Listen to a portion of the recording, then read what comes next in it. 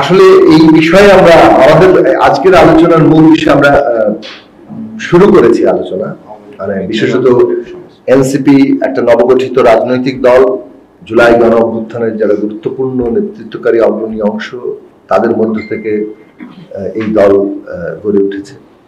কাজেই এই দলের সাথে আলোচনার মধ্য দিয়ে আমরা যে একটা প্রাথমিক জায়গায় আমরা আজকে পৌঁছাতে চেয়েছি, সেটা মূলত হচ্ছে আমাদের মৌলিক যে কাঠামোগত সংস্কার প্রশ্নে আমরা কোন কোন জায়গাতে আমরা ঐকমত্য আছি, কোন কোন জায়গাতে আমাদের পার্থক্য তৈরি হচ্ছে। যেহেতু আমরা ঠিক করেছি যে আমরা কনসেনসাস কত বেশি ঐকমত্য তৈরি করতে পারছি, দ্বিমতের জায়গা থাকছে, দ্বিমতটা কিভাবে আমরা রিজলভ করব সেটা নিয়েও পদ্ধতিগত দিক নিয়ে আমরা আলোচনা করছি। তো ঐকমত্য এবং দ্বিমত, এই জায়গাতে ঐকমত্য কিভাবে বাস্তবায়ন হবে, দ্বিমত কিভাবে ফাসালা হবে, এইটার পদ্ধতিগত দিকটা আমরা আলোচনা করছি, আমরা আরো আলোচনা করব। এইটা ফর্মাল ইনফর্মাল উভয় প্রক্রিয়ায় আলোচনাটা চলবে, এটা হচ্ছে মূল বিষয়। আজকে এই স্থানীয় সরকার নির্বাচন আগে কিংবা পরে, জাতীয় নির্বাচন পরে, এই প্রশ্নে আমরা আলোচনা করিনি। ভবিষ্যতে আরো আলোচনা এইসব এজেন্ডার সামনে আসবে।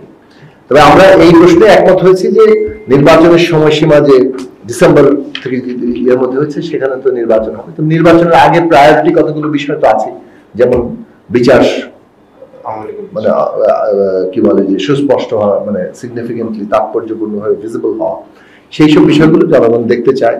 সংস্কার প্রশ্নে এই ফয়সালাটা হওয়া, এবং ইতিমধ্যে ঐকমত্য কমিশন 15 জুলাইয়ের মধ্যে তারা একটা এই ঐকমত্য তৈরি, তাদের যে চেষ্টা সেইটার কাজটা করবেন।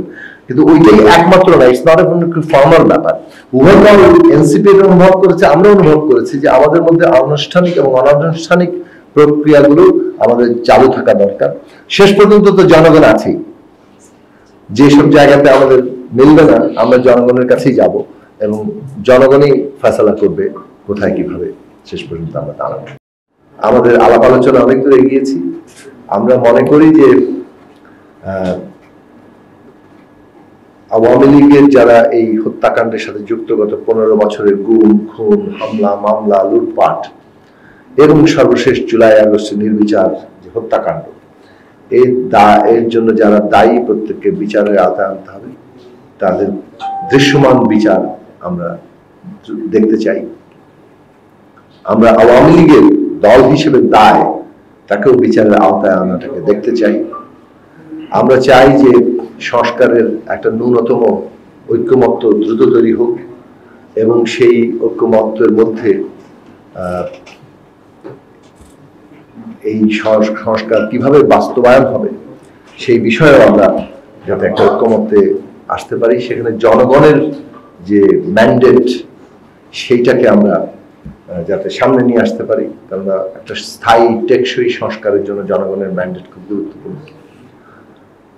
এবং নির্বাচনের যে সময়সীমা সরকার ইতিমধ্যে ঘোষণা করেছে, তার মধ্যে সংস্কার কাজটাকে সিগনিফিকেন্টলি যাতে আমরা এগিয়ে নিয়ে যেতে পারি, এইসব প্রশ্নগুলো নিয়ে আলোচনা হয়েছে। আমরা আলোচনা করার চেষ্টা করেছি যে কিভাবে আমরা এই উত্তরণ পর্বে আমরা ফ্যাসিবাদ বিরোধী যে ঐক্য তৈরি হয়েছিল, সেই ঐক্যকে যথাসম্ভব রক্ষা করে আমরা একটা এই পুরো গণতান্ত্রিক উত্তরণ প্রক্রিয়াটাকে এগিয়ে নিয়ে যেতে পারি। নারীর আসন থেকে শুরু করে অনেকগুলো প্রসঙ্গ নিয়ে আমরা আলাপ আলোচনা করেছি। সেই সব প্রসঙ্গগুলো আরো দ্রুত আমরা আলোচনা করব। আমাদের দ্বিপাক্ষিক আলোচনা আবারও হবে, ইনফর্মালি আমাদের আলোচনা হবে, এবং আমরা আলাপ আলোচনার মধ্যে দিয়ে অপরাপর রাজনৈতিক সকল শক্তির মধ্যেই যথাসম্ভব একটা কনসেনসাসে যাতে আমরা পৌঁছাতে পারি সেই চেষ্টা আমরা করব। আমরা বলেছি যে সংস্কারটাকেই যেহেতু আমরা এখন লক্ষ্য হিসেবে ঠিক করেছি, কনসেনসাস সেটাতেই আমরা সংবিধান সংস্কার পরিষদের দাবি করেছি। কিন্তু উভয় দাবির একটা ঐক্যের জায়গা হচ্ছে যে জনগণের ম্যান্ডেট নিয়েই সংবিধানটা বদলাবে, যাতে করে এই যে সংস্কারটা করা হবে, যা পরিবর্তনটা করা হবে, সেটা টেকসই হবে। মনে রাখেন, সংবিধান কিন্তু জনগণের ইচ্ছা এবং অভিপ্রায়ের প্রকাশ, জনগণই কিন্তু প্রধান। ফলে জনগণের ম্যান্ডেট নিয়ে যখন সংবিধানের একটা সংস্কার হয়, অথবা পুনর্লিখিত হয়, অথবা নতুন করে তৈরি হয়, তখন সেটা টেকসই হয়। ওটা আদালত কিন্তু বাতিল করতে পারে না। ফলে আদালতের যে দ্বারা, আপনি ত্রয়োদশ সংশোধনী হয়েছিল, বাতিল হয়ে গেছে আদালত দ্বারা, ফলে পঞ্চদশ সংশোধনী নিয়ে এসছে, পঞ্চদশ সংশোধনী এখন আদালত বাতিল করে দিয়েছে। এখন আমরা যে কথাটা বারবার বলছি যে আদালতের কাজ সংবিধানের জনগণের ইচ্ছাকে সুরক্ষা দেওয়া, তাহলে সেদিক থেকে জনগণের ইচ্ছারই যে প্রকাশ আগামী সংবিধানটা হবে সেটা ওই ম্যান্ডেটের মধ্যে হবে, সেক্ষেত্রে এসেন্সের দিক থেকে আমাদের একটা মিল আছে।